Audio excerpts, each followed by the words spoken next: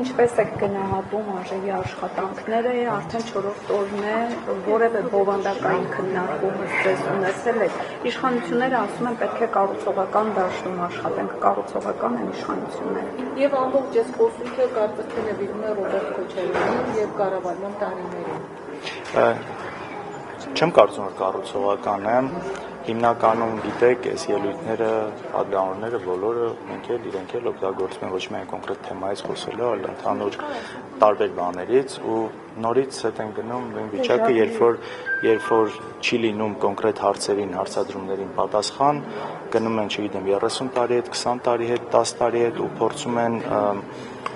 ինչ որ տեղերում ճիշտ ինչ-որ բաներ մեջբերելով, շատ դեպքերում նաև սուտ կամ կիսաճշմարտություններով այդ ձևով են փորձում հակազդել այսօրվա արդիական ինչ-որ տրվող հարցերին, հա։ Այնպես որ ոչ կառուցողական չի իրենց ոչ նա այս ամեն ինչը հետ բերել, թեմաները նույն 8 տարի է իշխանության են, որ իսկապես 8 տարի է իշխանության են, գրեթե երևի նույն չափ կամ միգուցե ավել, քան Լևոն Տեր-Պետրոսյանն ա եղել իշխանության։ Իսկապես երեք դրա համար է ասում, մենք կապարությունը պիտի պատտվում տեսնեն Նիկոլ Փաշինյանը ընդդիմադիր նստած է, այս կողմը իշխանությունն է, իրանք ընդդիմությունն են, որովհետև խոսույթը ընդդիմադիրի խոսույթ է, ուսում ես այ մարդ, այսքան բանով մեղադրում ես, 8 տարի իշխանության ես, կամ ապացուցի կամ ներողություն խնդրի, որ տարածել ես, կամ ասա այսքան մասով ճիշտ էր, այսքան մասով սխալ էր, հակառակ դեպքում չի իհարկե կառուցողական չի, բայց երևի թե իրենք ունեն ինչ որ հաշվարկ, որ այս աշխատելավոճը, այս անընդհատ այս բանի մեջ պահելը իրանց ընտրողներին միգուցե կարծում են, որ սա է, պետք դրա համար են դա անում։ Հաշվի առնելով 4-օրյա այս ԱԺ-ի աշխատանքը դուք կարող եք ասել, որ ձեր խմբակցությունը հետևում է Ռուբինյանի հորդորին եւ բարեկրթություն է փորձում ապահովել, քանի որ ինչ-որ լուրջ միջադեպեր չեն արձանագրվել եւ ինչ եք կարծում կշարունակվի այս միտումը։ Այստեղ Ռուբինյանի հորդորի հարց չի։ Ես երեք էլ կարծեմ ասացի բարեկիրթ պետք է լինել անկախ ամեն ինչից։ Իսկապես անկախ ամեն ինչից պետք է փորձել լինել բարեկիրթ։ Տեղ կա իհարկե կարող են արդերը տեղի տան, տեղ կա կարող է ինչ-որ չափ մարդ անցնի նաև, բայց բարեկիրթ կարծում ամեն դեպքում պետք է փորձել լինել անկախ նրանից իմիջիայլոց թե ազգային ժողովի դահլիճում ես գտնվում դրանից դուրս թե սրճարանում, թե Facebook-ում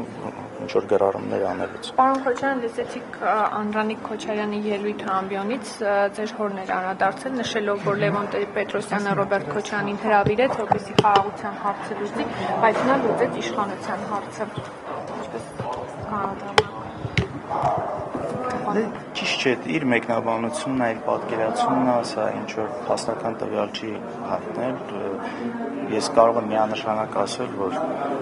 97 թվականին, վարչապետ գալով այստեղ ընդհանրապես խոսք չի գնացել, ընդհանրապես նպատակ չի եղել ու պատկերացում չի եղել, որ հնարավոր է իշխանություն փոխվի, իհարկե միանշանակ նպատակը դա չի եղել։ Հետո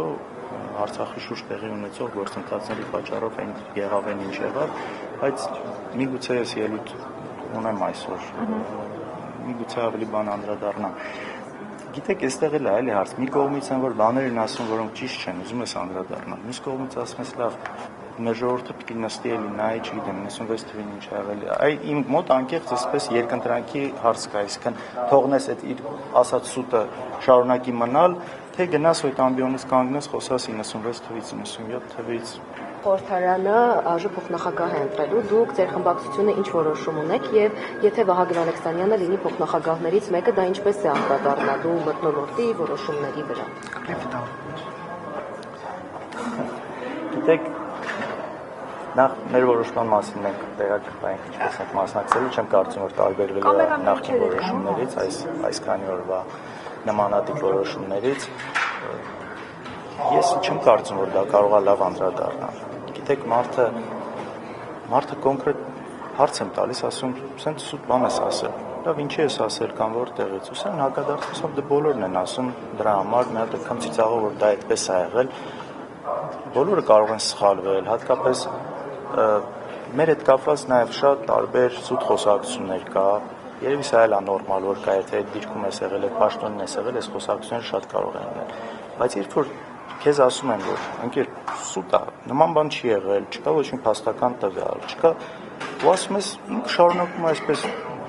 իր զորբայությամբ առաջ տանել, ասել չէ, այդպես է եղել, որովհետև ու փաստարկն էլ այնա, որ բոլորը դա գիտեն,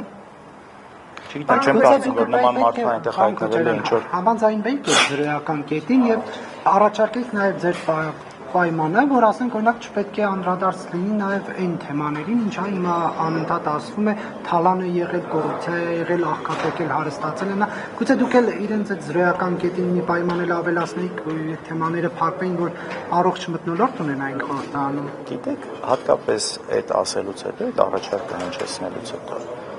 այնպես չի, որ մենք ասել ենք, չէ, մենք չենք համաձայնում, բայց մենք ասել ենք, որ նա եկեք հասկանանք, նույն այդ բարեկրթությունը